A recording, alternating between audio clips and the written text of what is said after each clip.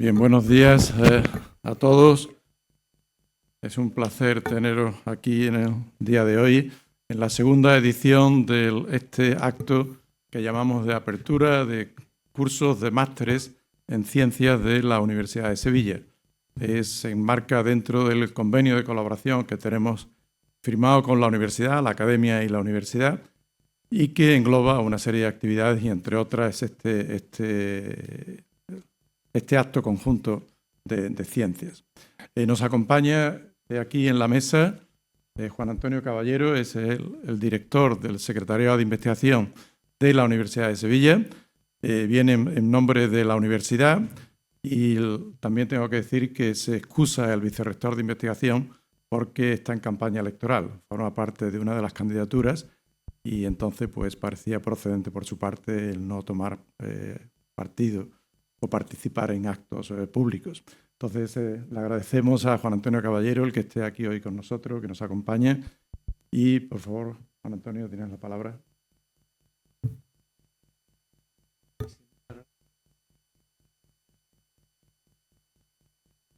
Muchas gracias. Bueno, efectivamente, soy Juan Antonio Caballero, el director del Secretariado de Investigación y vengo en representación de la Universidad de Sevilla. En estos últimos días, pues es una actividad con bastante frecuencia en mi caso, debido al periodo electoral. Les quiero dar la bienvenida a todos ustedes y les pido un poco excusas porque ha sido todo muy precipitado, la información que me dieron para asistir, pero les agradezco de verdad que estén presentes en este acto, dada la importancia del mismo, el acto de apertura de los títulos de máster en ciencias. Paso fundamental también para luego el programa de doctorado. O sea, la Universidad de Sevilla, se podría hablar muchas cosas de ellas, pero para mí lo más importante ahora es pensar en la gente joven, la gente que se está formando a nivel del grado, a nivel del máster y a nivel del doctorado, porque en definitiva ese es el futuro de la universidad. Sin buenos estudiantes, sin buenos jóvenes, sin captación de talento, creo que la universidad no va a ninguna parte. Esto es la filosofía y la visión que yo siempre he tenido, que hemos intentado llevar a cabo con mayor o menor acierto, pero es lo que siempre he pensado de la universidad, de esta y de cualquier otra donde he estado. Así que creo que es un acto muy importante. Me agrada ver a gente joven, bastante más joven que yo, y es una señal de que vamos por el buen camino. Así que, de nuevo, muchísimas gracias, muy agradecido de estar aquí y muchas gracias a ustedes por su asistencia.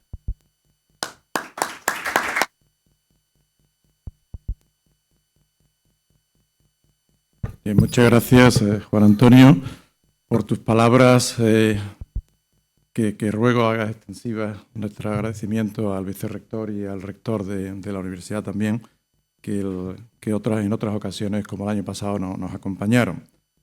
Por supuesto, gracias también a las autoridades aquí presentes, a los decanos de las facultades de ciencias. Solo nos falta el de química, no tenemos matemática, física y biología, que se ha excusado también por otro compromiso.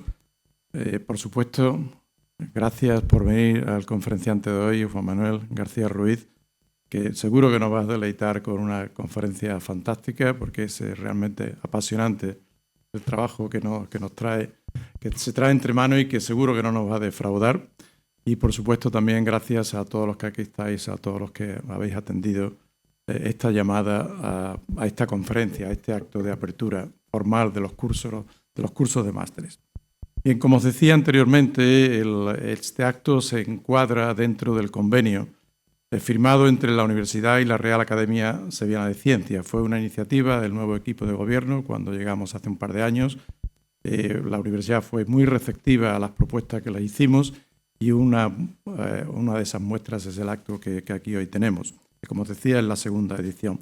La filosofía de este acto en particular es el poner juntos a los estudiantes de distintas ramas de la ciencia. Es decir, siempre se nos llena la boca de hablar de las aproximaciones interdisciplinares y poner juntos a matemáticos, físicos, químicos y biología, pues bueno, yo diría casi que lógicamente viene de esos análisis cartesianos a los que estamos acostumbrados a hacer. Es decir, cuando hay que analizar algún ente complejo, pues la aproximación cartesiana es descomponerlos en sus partes hasta la más simple y tratar de desentrañar íntimamente cómo funciona.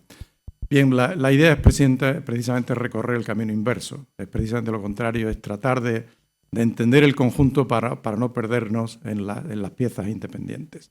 Y este es el sentido de esta conferencia aquí hoy, y que también pues, los estudiantes de doctorado, o de másteres mejor dicho, pues se conozcan y tengan oportunidad de interaccionar unos con otros en las distintas disciplinas.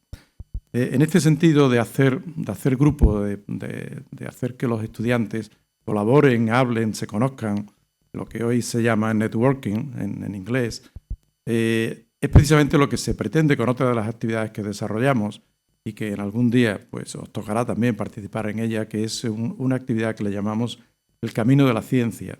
Y eso va dirigido fundamentalmente a estudiantes de doctorado.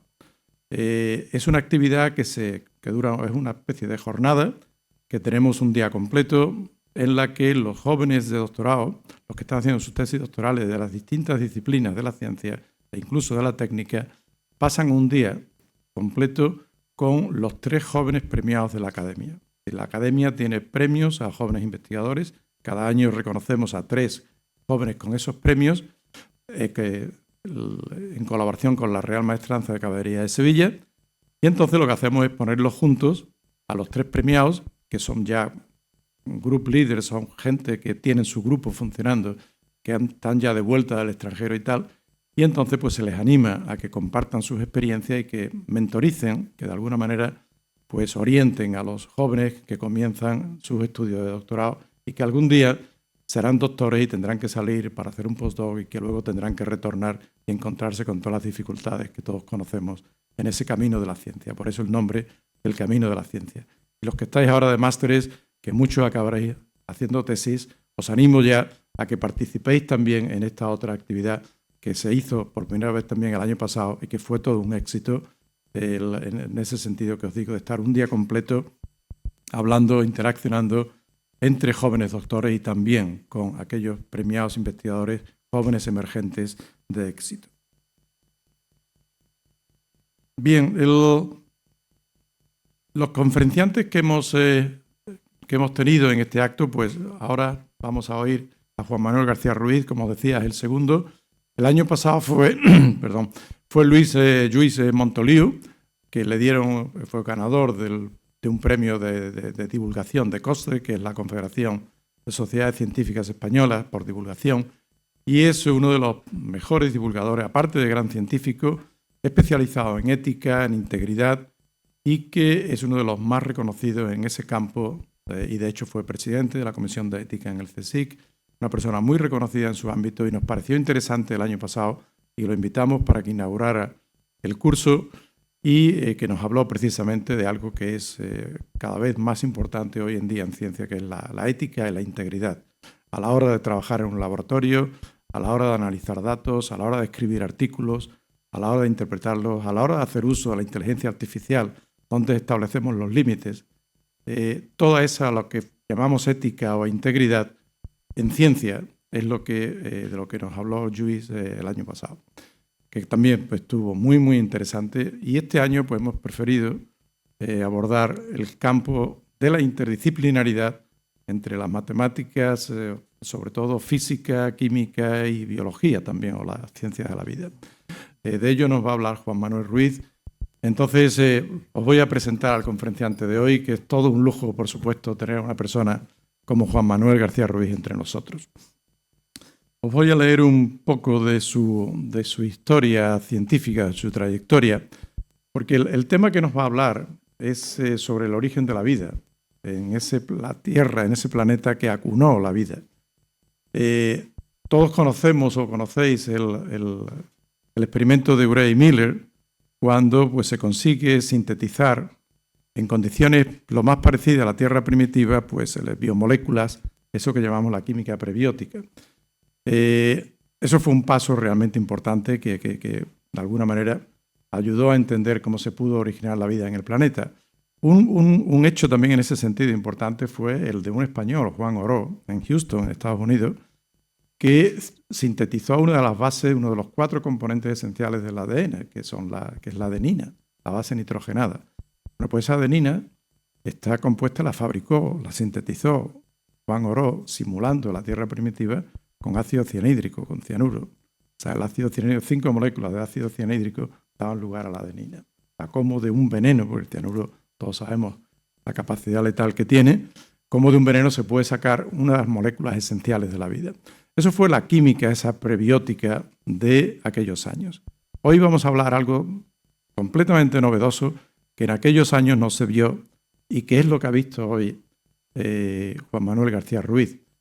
Eso me trae a colación una frase de Saint Georgi, de premio Nobel húngaro, que decía que investigar es ver lo que todos han visto, pero pensar lo que nadie ha pensado. Entonces, Juan Manuel, tú has visto lo que mucha gente han visto, pero que nadie ha pensado. Entonces, creo que nos va a dar hoy una charla importante. Solamente unas palabras ya para terminar de introducción a su trayectoria. Juan Manuel García Ruiz es profesor Ikerbasque en el Donostia International Physics Center y profesor de investigación ad honorem en el CSIC. Fundó y dirigió el prestigioso Laboratorio de Estudios Cristalográficos del Instituto Andaluz de Ciencias de la Tierra, el CSIC, hasta 2016. Luego fue el investigador principal de la Fábrica Española de Cristalización, un proyecto de investigación gubernamental que coordinó a más de 100 científicos de 8 instituciones españolas diferentes y que contó con una financiación de 7 millones de euros en aquella época. En 2014 recibió un Starting Grant de ERC, además de 2 ERC Proof of Concepts en los años 19 y 22, y el que tiene ahora, que empezó en el 2023, es un ERC Synergy, que es el que le está permitiendo ya ad honorem, pues en San Sebastián, en el País Vasco, desarrollar estos estudios que os estaba diciendo y que nos va a contar. Juan Manuel García Ruiz ha presidido varias misiones espaciales de cristalización, coordinando más de 30 laboratorios europeos y japoneses, es titular de varias patentes licenciadas y fundador de una empresa que me ha llamado la atención el nombre, Triana Science and Technology. Me llama la atención, entre otras cosas, porque siendo tú de Granada, ¿no?, que le pusieras el nombre de Triana, o tú eres o sevillano. Ah, bueno, entonces ya se explica. Eso es lo que no me cuadraba, Juan Manuel. Vale. Entonces ya entiendo el nombre. Me llamó la atención cuando lo vi. Ha publicado varios libros, más de 300 artículos, muchos de ellos en revistas, en portadas de revistas como Science, Nature Communications, los famosos PNAS de Estados Unidos, de la Academia Nacional de Ciencia Americana. ¿Para qué seguir hablando de su magnífico currículum, de su magnífica trayectoria y sobre todo lo que es más impactante, lo que nos va a contar hoy acerca del origen de la vida y esas protocélulas que has llegado a ver en esas condiciones de esa tierra que acunó la vida? Muchas gracias, Juan Manuel. Cuando quieras, te escuchamos con atención.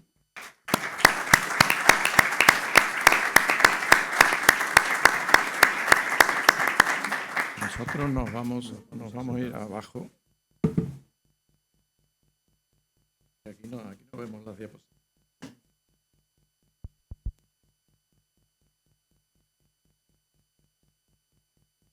Ahora, muchísimas gracias a la Universidad de Sevilla, muchísimas gracias a la Real Academia Sevillana de Ciencias y muchísimas gracias a ti, Miguel Ángel, por la cariñosa presentación. Es un honor para mí estar aquí en mi tierra sevillana. Y yo nací aquí y mi familia todavía sigue viviendo en Sevilla. Lo que pasa es que con 14 años me fui interno a la Universidad Laboral de Alcalá de Henares y ya básicamente pues he estado por el mundo. Pero vuelvo a Sevilla, pues desde luego prácticamente todas las Semanas Santas de mi vida he estado en Sevilla. O sea, creo que he fallado 6, me parece. Pero bueno.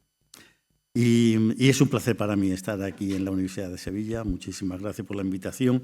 Y como ha dicho Miguel Ángel, pues os voy a hablar de un tema que a mí me apasiona desde hace tiempo, que es el marco geoquímico del origen de la vida, que es algo que se olvida habitualmente. O sea, el tema del origen de la vida hubo una época en la que básicamente se consideraba un problema químico, después hubo una época en que se fue un problema básicamente bioquímico, biológico, y siempre se ha olvidado que la vida apareciera donde apareciera y cómo apareciera, debió de aparecer en un marco geológico, un marco geoquímico. Y para mí eso creo que es muy importante. Entonces, yo voy a comenzar, porque supongo que muchos no sois geólogos, entonces, pues poner en contexto el problema, ¿no? Nuestra Tierra tiene 4.560 millones de años, más o menos. Eso es mucho tiempo, muchísimo tiempo, tanto que incluso para los geólogos es difícil de hacerse una idea de lo que eso significa. Y para que os hagáis una idea, si yo borro la línea esta de PowerPoint de aquí, me llevo a todos los humanos, los homínidos e incluso los grandes simios. Los dinosaurios, que se considera algo muy antiguo, pues estaría por aquí en el cero aquí, estos los 60 millones de años. El Fanerozoico son los fósiles más antiguos, la explosión cámbrica hace 500 millones de años. Nosotros vamos a hablar de esta zona que está roja aquí, que es el Jadeano o Jádico. Esta es una zona, o sea, un tiempo, unos 560 millones de años, de los cuales no quedan restos de rocas ahora mismo. Todo lo que existió en el Jádico, todo lo que existió aquí, ha sido subducido, erosionado, es decir, no queda ningún tipo de roca.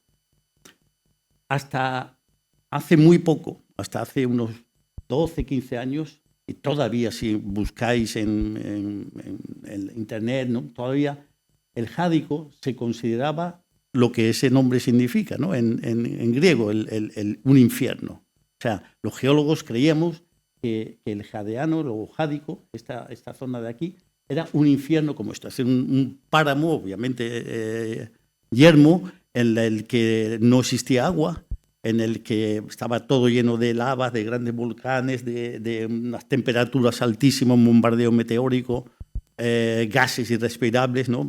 Es decir, no había condiciones de habitabilidad. Es decir, que no solo la propiedad de vida en esa época, en el Jádico, no solo la probabilidad de vida, sino la probabilidad de que existiera una química prebiótica era cero. ¿De acuerdo?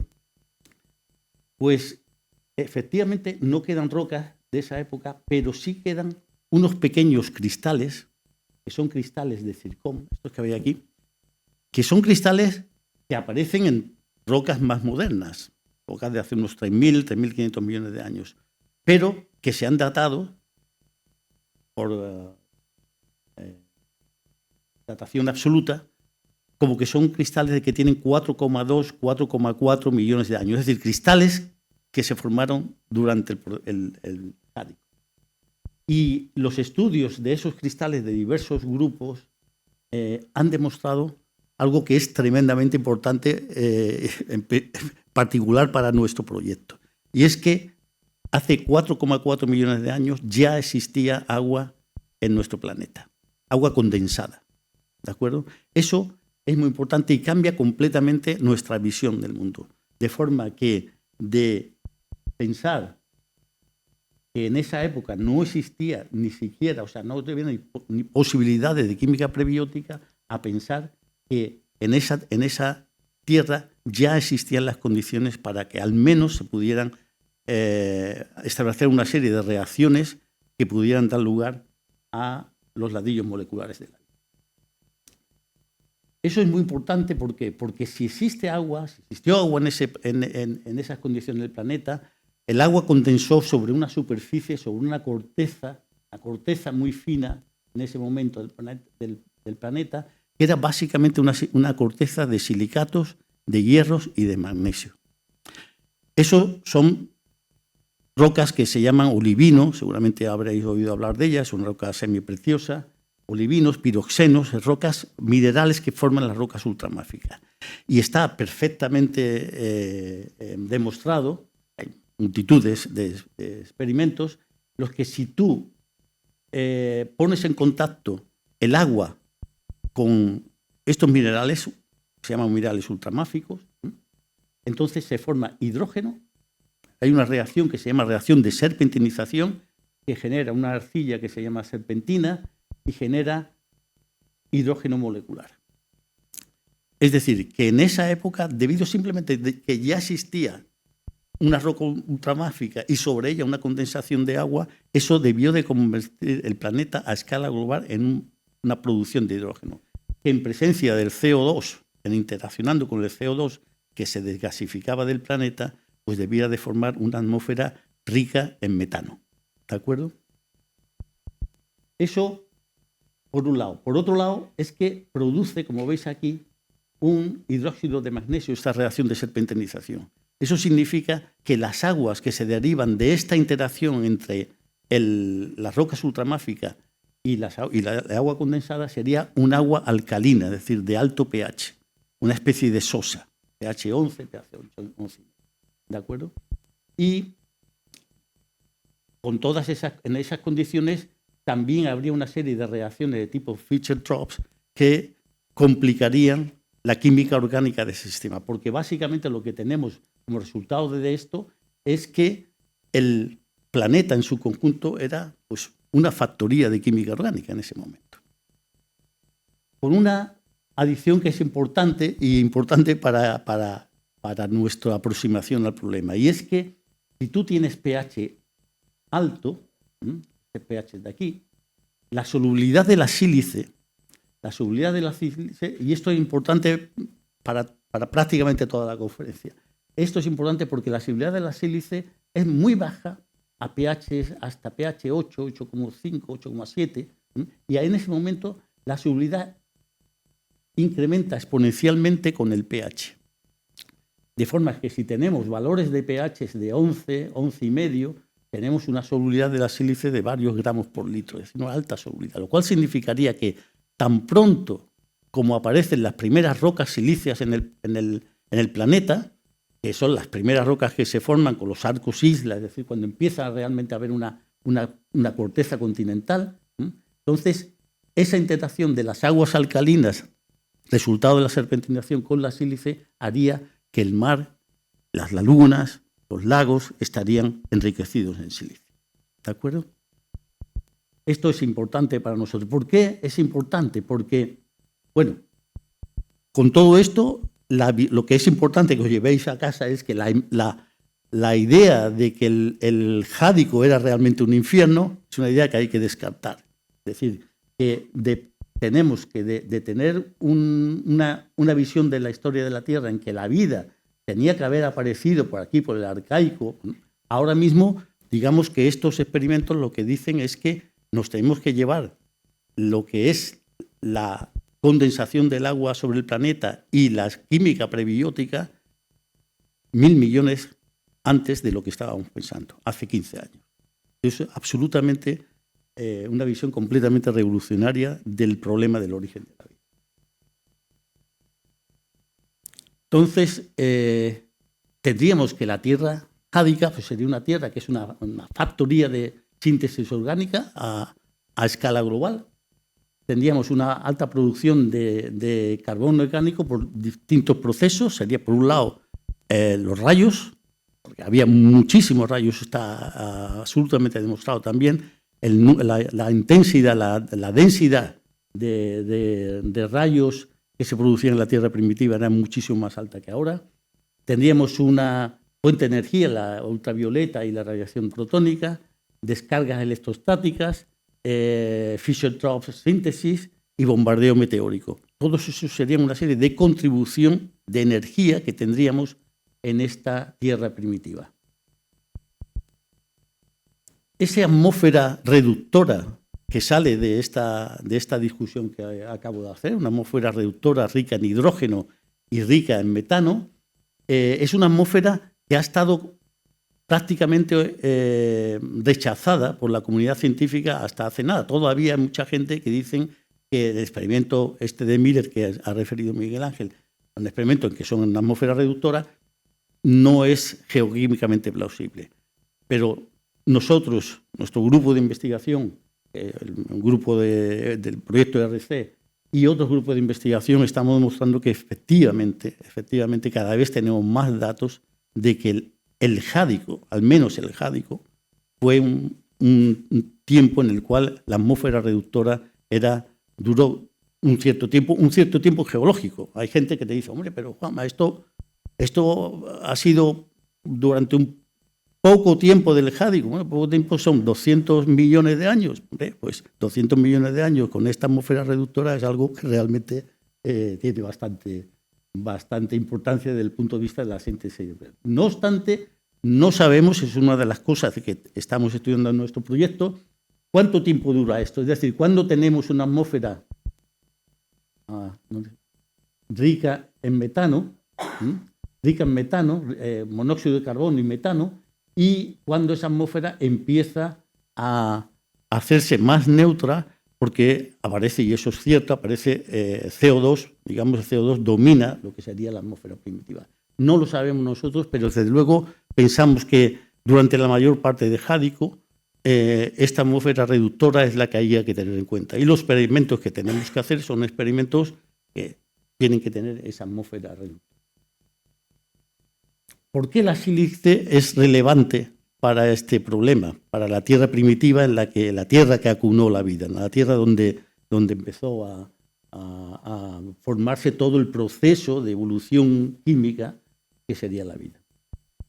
En primer lugar, porque la sílice es ubíquita en la Tierra, en la corteza de la Tierra, pero fundamentalmente durante el Egeadiano y el Arcaico. ¿Por qué? Porque prácticamente todas las rocas de los primeros, ya os digo que en los primeros 560 millones de años no había roca, no quedan rocas de ese tipo. Pero los siguientes 1.500 millones de años, todas esas rocas están silicificadas. Es decir, que la movilización que debió de haber de sílice en ese tiempo era enorme. Entonces, eso es una cosa que hay que tener en cuenta, que es simplemente la sílice estaba allí. Pero no solamente es porque estuviera allí, sino porque a alto pH, que es el pH que nosotros proponemos que debía de tener la Tierra primitiva, la sílice tiene dos particularidades importantes, y es que producen una serie de estructuras autoorganizadas cuando interacciona con el carbonato de calcio, carbonatos de cosas muy comunes desde el punto de vista geológico, o carbonatos de bario, y cuando interacciona con las sales metálicas solubles. Son dos tipos de estructuras autoorganizadas que hemos estudiado y que además hemos demostrado que son geoquímicamente plausibles, es decir, que no son solo experimentos de laboratorio, sino que son experimentos que geoquímicamente plausibles.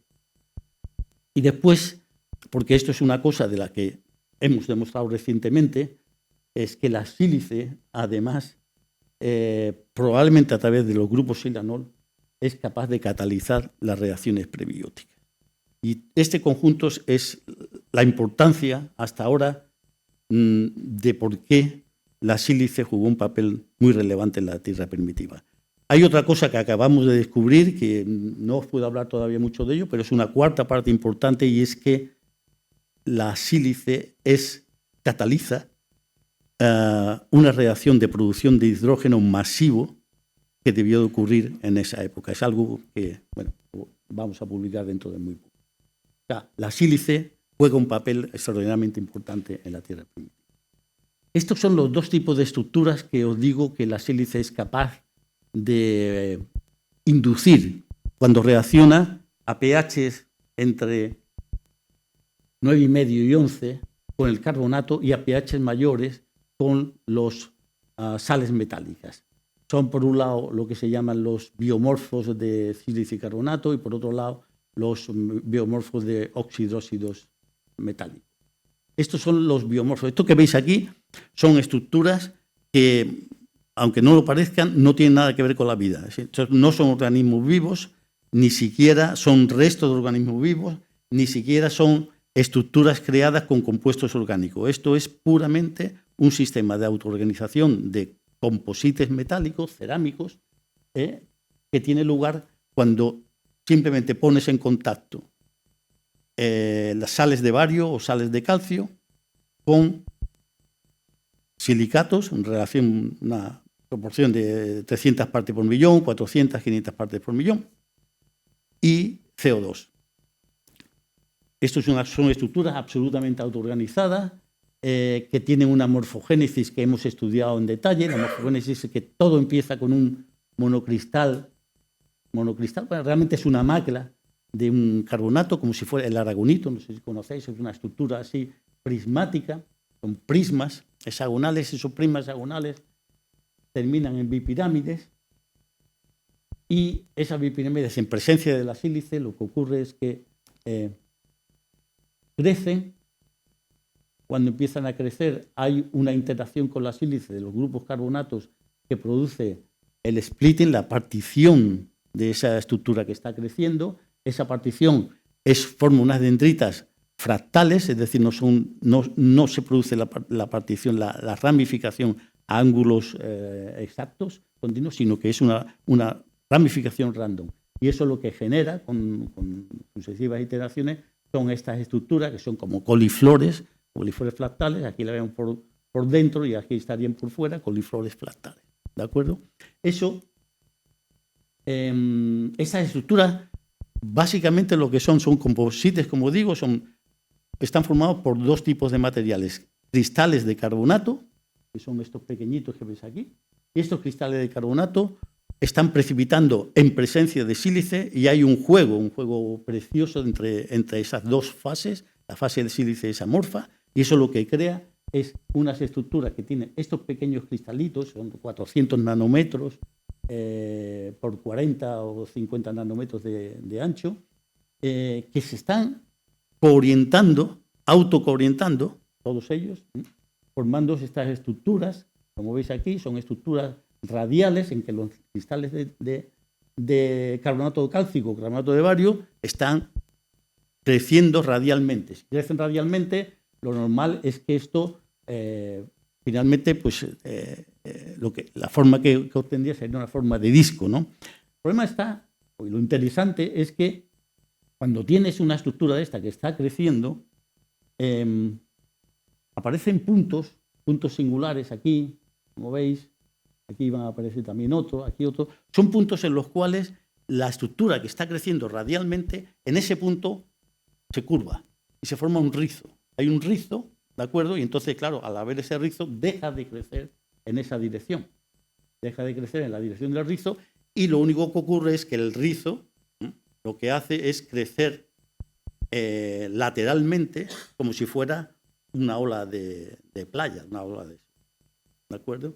Entonces, ese mecanismo, que hemos llamado el mecanismo del rizo, precisamente, es un mecanismo que tiene una capacidad morfogenética magnífica, porque básicamente con 3 parámetros, que sería, si el rizo que tenemos aquí es un rizo que es de izquierda o de derecha, es decir, la quiralidad del rizo, puede ser hacia la izquierda, hacia la derecha, es decir, hacia arriba o hacia abajo, eso junto con el radio de curvatura del rizo, es decir, si el rizo es muy pequeño o el rizo es muy grande, y lo que serían las velocidades de propagación del rizo y de la lámina esta de aquí. Con esas 3 propiedades se forman todas las estructuras que hemos observado, y que son estructuras biomiméticas, es decir, que son estructuras indistinguibles prácticamente de la morfología de los organismos primitivos. Esto, por ejemplo, si tenemos 2 rizos en 2 puntos determinados ahí del crecimiento, esos 2 rizos, cuando se propagan, lo que hace es crear una estructura de tipo cardioide, de tipo corazón, de tipo hoja. ¿De acuerdo? Eso lo vais a ver ahora más en detalle. Esto es un vídeo, son videomicrografías.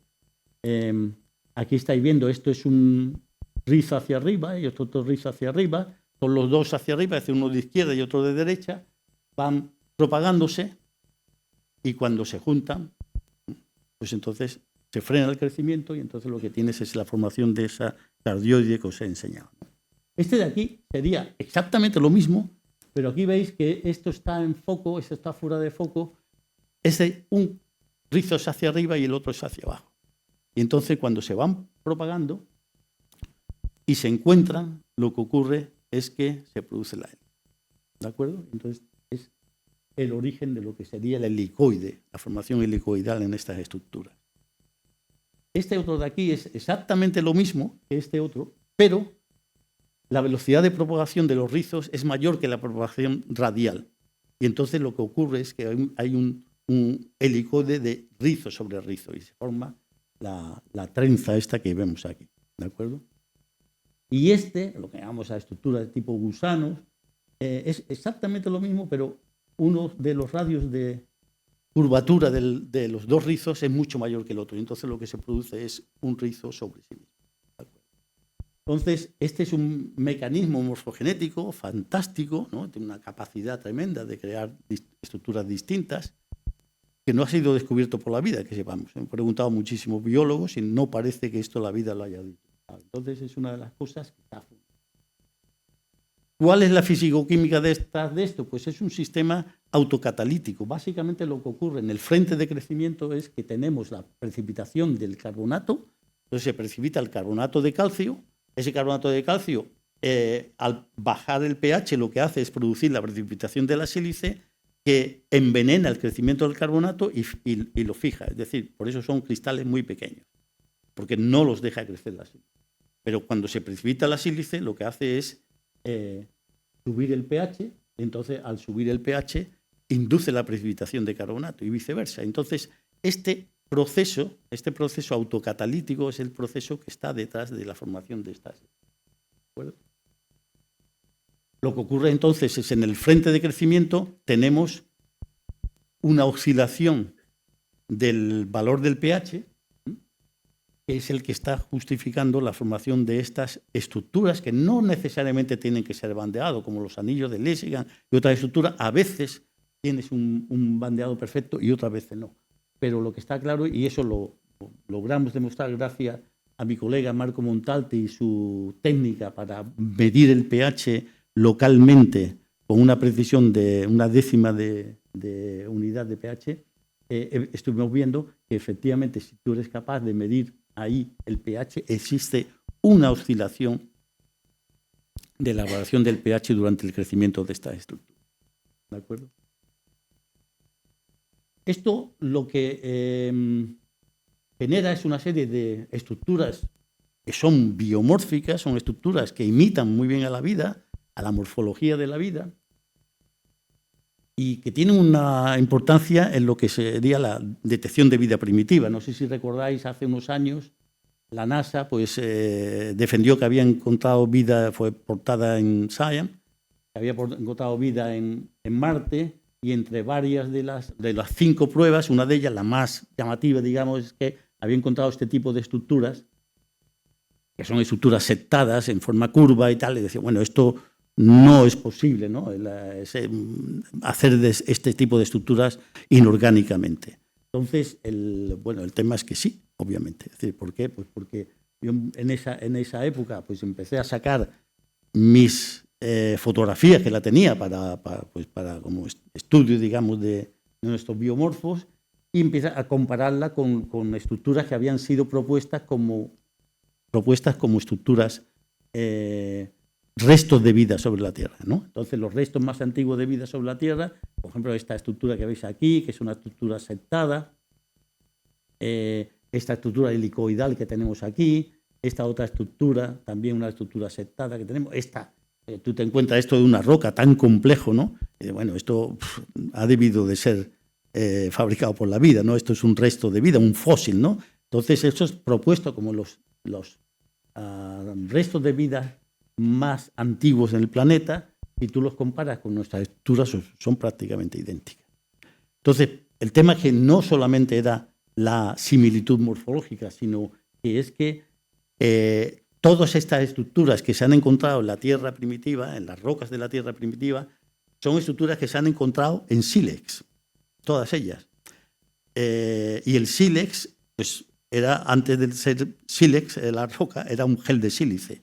Y en aquella época, el gel de sílice, pues tenías básicamente que o trabajar a alta temperatura, que eran los pocos, pero en otros lo que básicamente tenía es que en una disolución de sílice se genera un una acidificación, una pequeña acidificación con una unidad de pH suficiente, esto es lo que precipita la sílice. Entonces, nosotros lo que propusimos es que las estructuras que estaban consideradas, incluida la que habían reivindicado la NASA como restos de vida sobre la Tierra, pues podían ser estructuras autoorganizadas que no tenían absolutamente nada que ver con la vida, ¿no?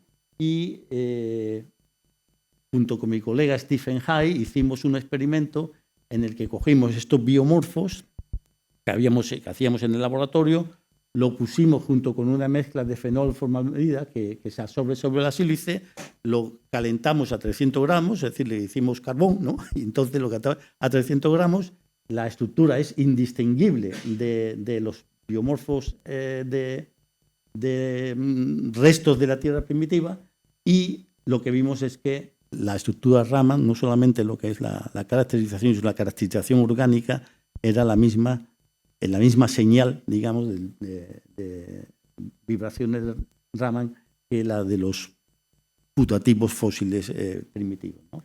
Entonces, la reivindicación que hicimos, y hoy en día es una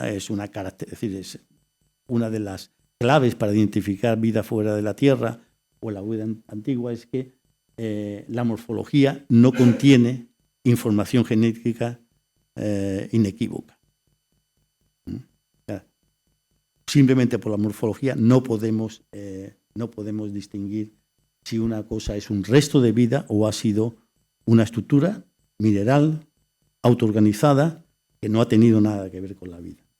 Y solamente cuando la biología vence a la física y a la química, entonces cuando quizás empiezas a tener un criterio, la morfología puede ser un criterio, más que la morfología realmente la anatomía comparada. Porque no sé si lo tengo aquí, no. Pero a mí en esa época, claro, esto fue una controversia muy fuerte, en esa época en algunos congresos pues, me decía, hombre, pero entonces si yo le enseño un trilobites o le enseño un dinosaurio, ¿la morfología no le dice que esto es biológico? No, porque yo sé que un dinosaurio es un fósil, es un resto de vida por la anatomía comparada, pero no por la morfología. Es porque todo eso tiene sentido. Una cosa que Barón de Cuvier, el Barón de Cuvier, en el siglo XIX, y gracias a él tenemos eso. Hay un escritor, paleontólogo y científico fantástico, ya fallecido, Stephen Jay Gould, que escribió El pulgar del panda y una serie de estudios fantásticos de popularización de la ciencia, y tiene un libro que se llama Las piedras falaces de Marrakech, porque a Marruecos vamos todos a comprar muchas veces pues, fósiles y tal, y los marroquíes pues, han desarrollado una habilidad maravillosa en hacer fósiles falsos. Y entonces este hombre, de cómo distinguir un fósil falso de un fósil verdadero, ¿cómo? Pues por la anatomía comparada, no por la morfología. Entonces, bueno, hemos estudiado esta estructura biomórfica, varios estudiantes, fundamentalmente Joti Ruijard. Tenemos morfología, esto lo hemos aplicado a ciencia de materiales, es muy interesante por muchos puntos de vista. Hemos hecho estructuras que son muy... por ejemplo, hemos conseguido, hay otros grupos, ¿no?, en otros laboratorios en distintas partes del mundo que están trabajando sobre este tema, pero, por ejemplo, el ser capaces de controlar la morfología y la textura, básicamente con la temperatura, ¿no? Y entonces podemos prácticamente hacer a nuestro gusto estructuras con distinta morfología y con distintas texturas materiales, es decir, con distintas fábricas, ¿no?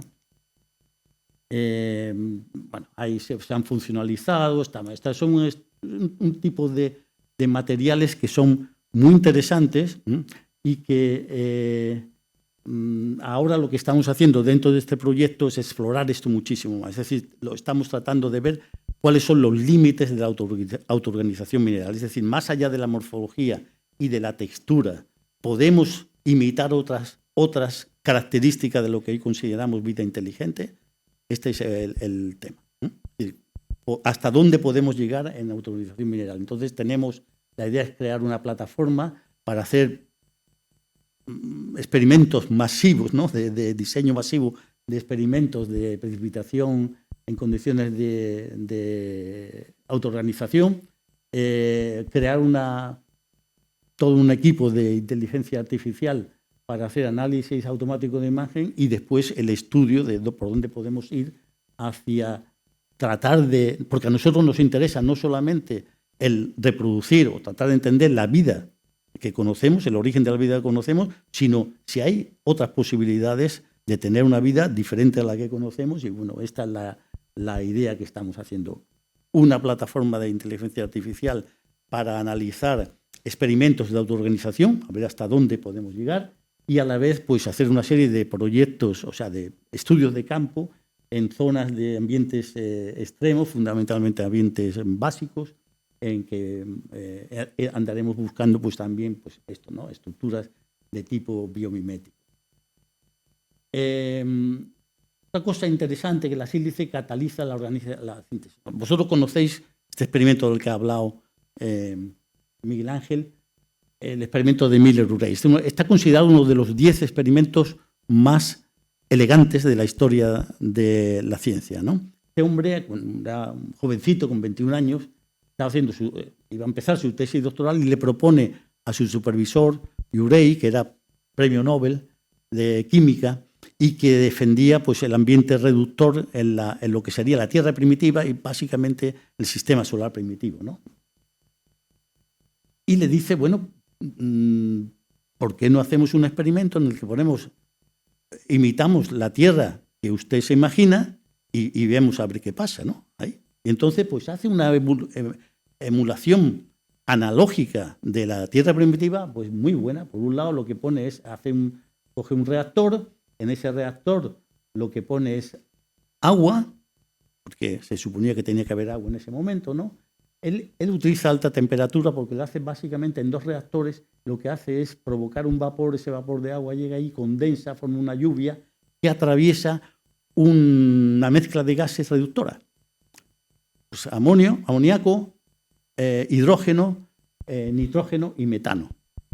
Y para disparar la reacción y para facilitar la reacción química, lo que crea es una energía. O sea, suministra una energía al experimento que es en forma de rayos.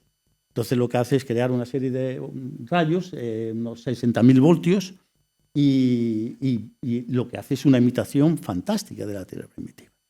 Y él descubre, cuando hace este experimento, que efectivamente, a partir de esa mezcla de gases absolutamente simples, logra encontrar aminoácidos, que son pues, los ladrillos fundamentales de las proteínas, y nucleobases. Él no encuentra nucleobases en aquel momento, porque la caracterización no se lo permitía, pero después muchos laboratorios que han repetido el experimento pues han encontrado nucleobases, ya hemos encontrado también dipéptidos y tripéptidos en estos experimentos. Es un experimento que abre las puertas a la experimentación sobre el origen de la vida. Es un experimento fantástico. El tema es que todos estos reactores que ha utilizado él y utilizó todo el mundo son reactores de borosilicato. Y entonces yo siempre pensé, digo, bueno, a lo mejor, como este gráfico que os puse, resulta que el borosilicato, si tú pones agua en presencia de amoníaco, de ese uno de los gases de esto, ¿no? Haces la mezcla que propuso Miller y mides el pH está del orden de 11.4. Entonces, oye, pues si tú tienes una mezcla, un pH de 11.4 en esa sal, o sea, perdón, en ese agua que había en la atmósfera de Miller, y tienes una relación de borosilicato, pues resulta que probablemente el borosilicato se esté disolviendo. Entonces me fui a los experimentos, a las dos primeras publicaciones de Miller, de 53 y 55, y en las 2 de ellas dice que sale mucha sílice. Además suele mucha más sílice de lo que yo esperaba. Es decir, que el experimento efectivamente era un experimento en que la sílice se estaba disolviendo del reactor de borosilicato. Entonces hicimos un experimento, de bueno, vamos a ver si esto tiene algo que ver con la síntesis. Vamos a hacer un experimento en el que reproducimos exactamente el experimento de Miller en sus reactores de borosilicato exactamente el experimento de Miller en un reactor de teflón, que es un material químicamente inerte, y hicimos un tercero en que pusimos el teflón y le echamos unas piececitas unos restos de vidrio de borosilicato en el agua, ¿no? Entonces hicimos el experimento y efectivamente lo que ocurre es cuando haces el experimento en el reactor de borosilicato te sale la sopa prebiótica famosa, ¿no?, de Miller, pero cuando lo haces en teflón prácticamente, desde luego no sale materia orgánica sólida, no sale prácticamente nada. Y cuando analizamos los experimentos, la diversidad molecular es tremendamente muy baja, y sobre todo ninguno de los ladrillos moleculares de la vida te sale en el reactor de teflón, ¿no? Estos son los resultados. Es decir, si Miller no hubiera hecho el experimento en un reactor de borosilicato, no le sale el experimento. Eso no es una crítica a Miller, porque a mí me parece que el experimento es fantástico. Lo que ocurre es que en esa época, estábamos en 1953, nadie pensaba que las rocas los minerales podían tener algún papel en el origen de la vida. Nadie, excepto un señor que se llamaba John Bernal, que era un genio, y este hombre 2 años antes había publicado un artículo sobre el papel de las arcillas en la Tierra primitiva, que Miller pues, obviamente no había leído.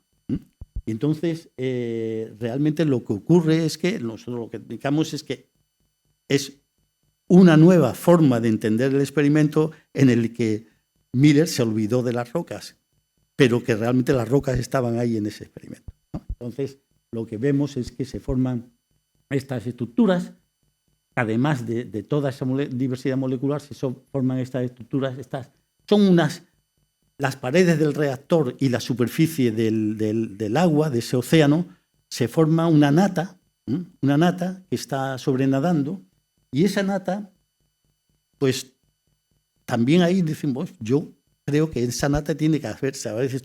Nadie había estudiado esa nata excepto Carl Sagan, que además lo llamó la materia orgánica intratable, porque era imposible de entender de cómo estaba montada, ¿no? Y eso echó para atrás mucha gente. Nosotros decidimos estudiarla y entonces pues vimos que básicamente son polímeros de ácido cianhídrico lo que se están formando allí, que es el precursor que Juan Oro utilizó para la adenina, ¿no? Entonces esta es la estructura que tenemos, y cuando las vemos en detalle encontramos este tipo de estructura. Es decir, que cuando ves en detalle lo que se estaba formando en el experimento de Miller y miras esa materia orgánica, la película orgánica sólida que se forma ahí, tenemos una serie de estructuras. De aquí, estos son experimentos realizados por Christian Janowen, que es un postdoc en mi laboratorio. Vemos que tienes estas estructuras, que son estructuras también biomiméticas, que cuando las observa en detalle y hacemos un FIPS con ellas, ¿no? Las cortamos, estas estructuras, como veis, son del orden entre las micras y 200 de nanómetros, están huecas en su interior. Todas ellas están huecas. En ese sentido, pues claro, son vesículas biomórficas que nosotros, pues claro, al tener esas vesículas biomórficas que están colgando hacia la zona donde está la sopa prebiótica y donde tenemos pues, hemos contado ya 12 aminoácidos, algunos dipéptidos, las 5 nucleobases, pues le llamamos protocélula. ¿En qué sentido? En que tienes una compartimentalización, por primera vez tienes en el mismo sitio, al mismo tiempo, toda la diversidad molecular más rica que se ha conseguido de ladrillos moleculares de la vida, junto con los microreactores que podrían ser capaces, y ahí es donde estamos trabajando ahora sobre ese tema, ¿no? Capaces de desarrollar en su interior, dentro de esos microreactores, esas vesículas, de esas protocélulas, capaces de desarrollar la complejidad biológica, complejidad molecular que se necesita para realmente decir que tenemos ahí o estamos próximos a conseguir lo que sería la complejidad química de la vida primitiva, la complejidad polimérica de la vida primitiva.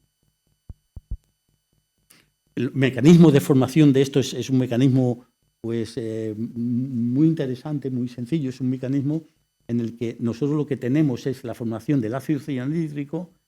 Se forma, esa es otra cosa, nadie ha estudiado qué pasaba en el interior de la atmósfera de Miller, ¿no? Nosotros hemos estudiado, hemos encontrado fantásticos resultados, todavía no lo tenemos, no puedo enseñarlo, pero básicamente se está formando mucho nitrógeno en ese reactor, mucho nitrógeno y mucho monóxido de carbono, no CO2, monóxido de carbono. Entonces está formando, junto con el ácido cianhídrico, el ácido cianhídrico, esta película orgánica se está formando aquí, el ácido cianhídrico entra junto probablemente con el hidrógeno, está formando una serie de burbujas de gases dentro de la película orgánica, y cuando sale esa mezcla de hidrógeno con el cianídrico inmediatamente polimeriza y forma, aparte de condensar en la forma amida, forma estas estructuras, que son las estructuras, simplemente es una precipitación de una interfase, gas-líquido, dominada, digamos, guiada por una burbuja, ¿no? Cuando eso ocurre, pues una burbuja nada más, pues se forman estas estructuras esféricas, y la burbuja, si sigue habiendo una presión de forma que estás continuamente teniendo un flujo de hidrógeno y cianhídrico, se te forma la estructura alargada, y cuando esto de vez en cuando simplemente se trata de cerrar, ¡pum!, y abre otra vez un mecanismo de popping que forma esto, ¿no? Ese es el mecanismo de formación que hemos entendido. Entonces, este mecanismo de formación de burbujeo es una cosa que aparece en muchas estructuras de las que estamos nosotros. Tenemos aquí estas estructuras de jardín de sílice, estas estructuras en el lago de Magadi, que son los lagos alcalinos en el Rift Valley que estamos estudiando. Estas formaciones de estructuras con burbujas, esto es lo que estamos encontrando, y hemos encontrado que en algunas de estas estructuras en concreto, que son además muy propias de la Tierra primitiva, de la química de la Tierra primitiva, se forma una producción de hidrógeno muy importante. Es uno de los temas que estamos ahora mismo desarrollando.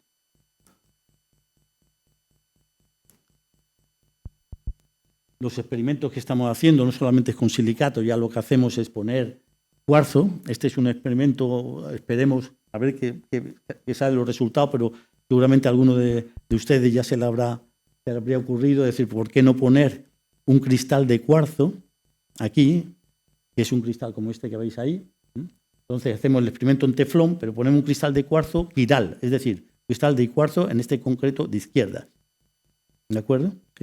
El cuarzo tiene la propiedad de la quiralidad. O sea, hay cristales de cuarzo de izquierda y cristales de cuarzo de derecha. Entonces, lo que hemos hecho un experimento que es inducir la síntesis de Miller sobre un cristal de cuarzo con quiralidad. Y aquí vemos que efectivamente solamente se forma el soporte orgánico, la película orgánica sólida, solamente sobre el cristal de cuarzo. Realmente la silicio juega un papel importante. Y bueno, estamos esperando a nuestros colegas de la Universidad de Viterbo, Rafael Saladino, a ver qué es lo que tenemos aquí. La sopa es quiral, ¿vale? Pero no sabemos qué es lo que está dando la quiralidad. Nosotros estamos haciendo un estudio, ellos están haciendo un estudio sobre los aminoácidos para saber la quiralidad de esos aminoácidos. Es fantástica la formación, o sea, cómo realmente la sílice es capaz de inducir la precipitación de estas, ¿no? Entonces, con esto lo que nosotros proponemos ahora, esto es un protomundo, ¿no? O sea, lo que parece ser nuestros experimentos, lo que sugieren es que este tipo de estructuras y esta diversidad molecular por primera vez aparecen juntos. Esto cambia completamente la forma en que podíamos entender, porque hay la sopa, digamos, esa laguna que Darwin propuso, ¿no? De que en una laguna, y que allí en esa laguna pues se juntarían las moléculas para formar la vida, siempre se ha desechado porque dicen, bueno, pero es que en un lago, en la laguna, en el mar, la concentración sería tan baja. Bueno, pues con estos experimentos pues igual no tanto, es decir, porque en estos experimentos lo que vemos es que tú puedes tener en una laguna, en un lago o en el mar, pues una nata, una nata, digamos, de esta película sólida, orgánica, que estaría pues sobrenadando esas lagunas con un pH básico en el que tendríamos esa laguna con toda una serie de estructuras que estarían ahí debajo. Y esos materiales, ese sólido orgánico, es un sólido orgánico en el que se estarían formando todos estos tipos, la complejidad, los experimentos de Oró, los experimentos de Miller, de toda una serie de complejidad química que iría avanzando con el tiempo dentro de esas estructuras, ¿no? Y lo que hemos visto es que además esa película orgánica es una película que protege de la radiación ultravioleta, lo cual es otra cosa realmente interesante. Es una película que protege la radiación ultravioleta, es decir, que si tú creas algo complejo, lo vas a proteger de la radiación ultravioleta, que es un tema complicado, ¿no? Entonces, lo que estamos buscando en nuestro proyecto, la línea, digamos, de pensamiento que tenemos ahora mismo sobre complejidad es jugar con la sílice y la materia orgánica. Es decir, el tratar de... sabemos, no entendemos por qué, pero sabemos que la sílice cataliza la síntesis de compuestos orgánicos y de esta materia orgánica basada fundamentalmente en polímeros de ácido cianhídrico.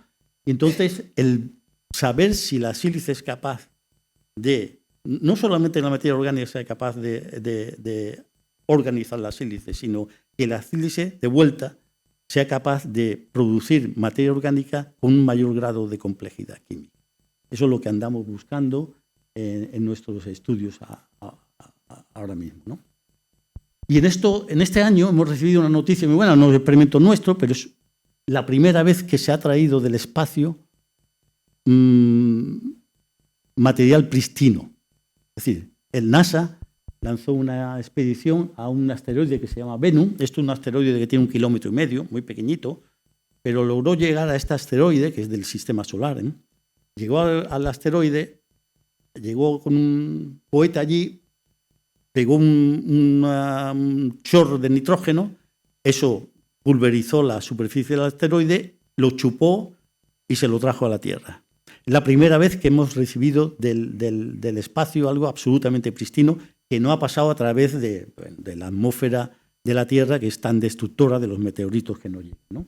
Entonces, lo interesante es que por primera vez tenemos minerales que pueden ser hidratados. Claro, de los meteoritos no queda nada de los minerales, digamos, importantes, ¿no?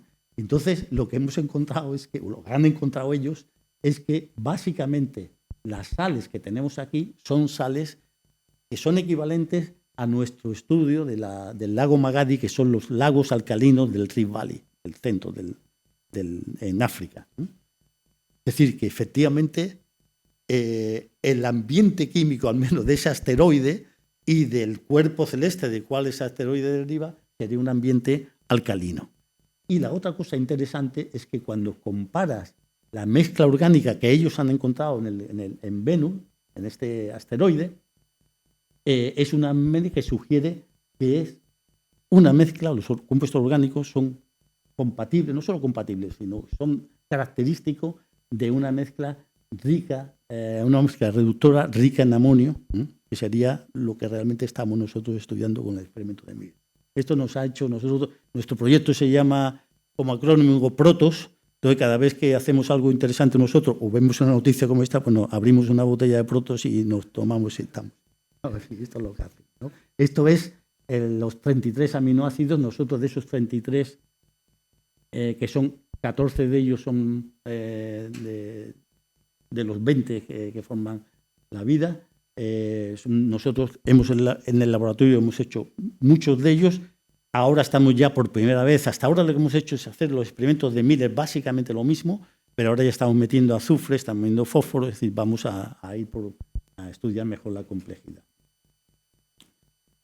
Básicamente las conclusiones, bueno, nuestros resultados lo que sugieren que hace 4.400 millones de años, tanto la síntesis de los compuestos prebióticos y la formación de las protocélulas estuvieron ya ahí, estuvieron ya trabajando.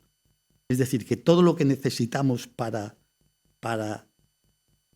lanzar la complejidad hacia la vida, ya estaba ahí hace 4,4 millones de años. No solo en este planeta, sino en cualquier otro planeta o luna o asteroide o cuerpo celeste del sistema solar o de la galaxia o del universo similar a la Tierra. Hay millones, ¿de acuerdo? Es decir, que característica de la Tierra, al menos esto no es, o sea, hasta donde es la formación de la compartimentalización y de los ladrillos moleculares, es algo que es característico de la Tierra y de cualquier otro sistema tipo Tierra en la que haya habido condensación de agua sobre material, rocas ultramarinas.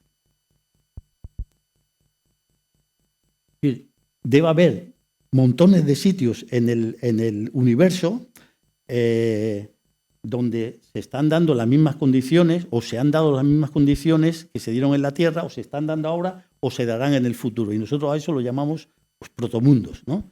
Y estamos ahora pues, lanzando una reunión para hablar sobre este tema, porque es una cosa que es muy interesante en el sentido de que en cierta medida explica por qué todavía es tan difícil encontrar vida, ¿no? Fuera. Es que una cosa son los ladrillos fundamentales, tenerlo todo, y otra cosa es la complejidad de la vida en sí, ¿no?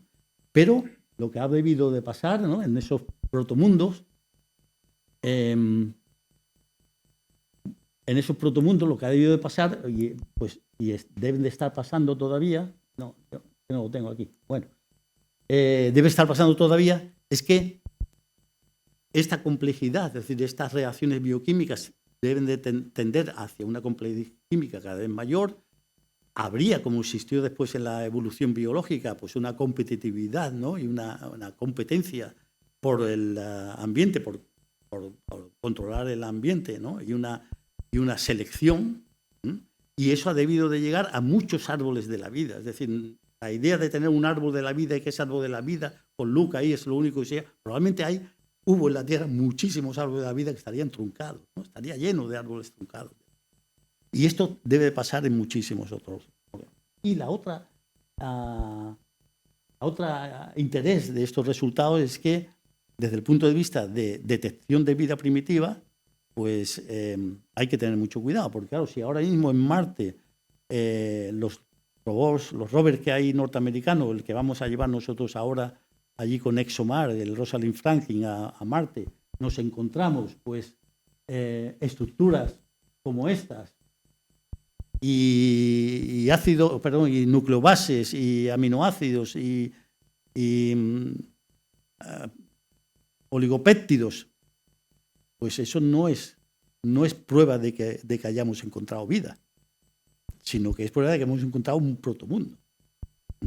Pero realmente la identificación de la vida fuera de la Tierra, pues esto lo pone cada vez más difícil, pero bueno, es lo que hay que trabajar, hay que jugar con ello, ¿no? Esto es el resultado es el primer año de un proyecto. Yo con mi otro Advanced Grant que tenía anteriormente, pues ya, digamos, era el inicio de esto, ¿no? Y aquí ese es el proyecto en el que estoy contentísimo de contar con el profesor Wolfgang Bach, que es un experto en serpentinización y en reacciones entre fluidos y rocas. Mark Van Zuylen es un experto en microbianos, o sea, en microbiología del arcaico, y es que va a hacer los experimentos de silicificación que estamos muy interesantes. Dennis Gebauer está sustituyendo a Helmut Kolfen, que falleció a las 2 semanas de que nos dieron el proyecto, lamentablemente, ya sabíamos que iba a ser así. Y él va a estudiar toda la interacción de sílice con la materia orgánica. Stéphane Lalonde es un experto también en geoquímica de la Tierra primitiva. Isaac Rodríguez y Sebastián Teixenet, que son los que están haciendo toda la parte del robot que vamos a utilizar para buscar la complejidad y utilizar con inteligencia artificial. Y Fermín Otalo, que ha sido mi colaborador en el Instituto Andaluz de Ciencia de la Tierra y que va a trabajar ahí con nosotros también. Nada más. Muchísimas gracias por vuestra atención. Ha sido un placer.